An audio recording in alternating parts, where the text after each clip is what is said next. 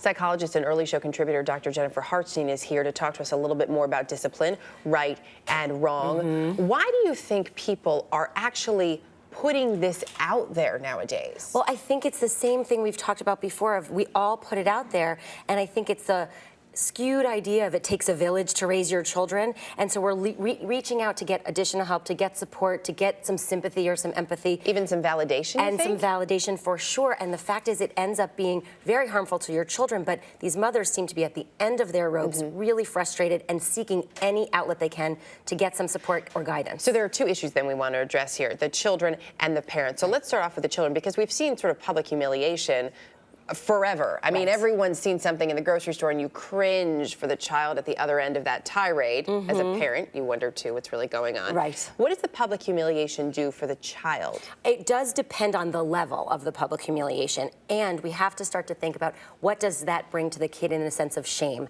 It does shame them, it embarrasses them, and shame is an incredibly powerful emotion that can be carried through their lives. So they may be more sneaky in the future, they may internalize it and become depressed or anxious. So it's really important for parents to stop and think about what's the long-term effect, even though in the short term it seems to be effective. And what about for the parent? When they're doing something like this, whether it's posting it online, whether it's a tirade in the grocery store, when does it cross the line into abuse? It's a really, really tough question to know. It's that fine line between tough love and abuse, and I think we have to stop and think about, is this child being harmed? What are the long-term effects? Is it, you know, we tend to think about marks on the body, but the emotional part we have to keep in mind. Because those are the scars that you can't see. Exactly. When you're at your wit's end, and I think every parent can relate to this, and you have those moments where you think, I can't do this anymore. Right.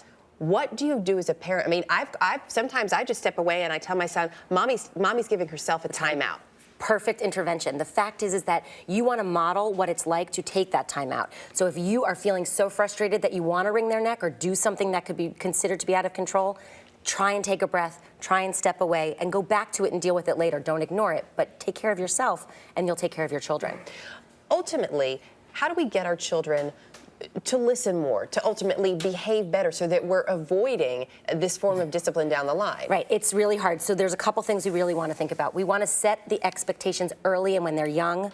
We really want to reinforce any positive behavior you see when you see it. And lastly, be a detective. Maybe this kid's not doing well in school because he's got learning issues. Maybe the kid's acting out because there's some attentional problems. What is it? Be a detective in your own kid's life to see if it's just oppositional behavior or if there's really something more problematic underneath. Maybe they're just tired, maybe they're hungry. Right. What is it? Figure out all of those things before you just jump on the punishment. Punishment's not teaching anything new. The reinforcement will. I feel like every time we talk, and I mean this in a very positive way, it comes back to the importance of talking with your child. Yes, and letting them know what you want from them. If they know that early, they can then know what the consequence will ultimately be, so you don't have to go to an extreme measure. Great advice. Jen, thanks as always. Thanks, Erica.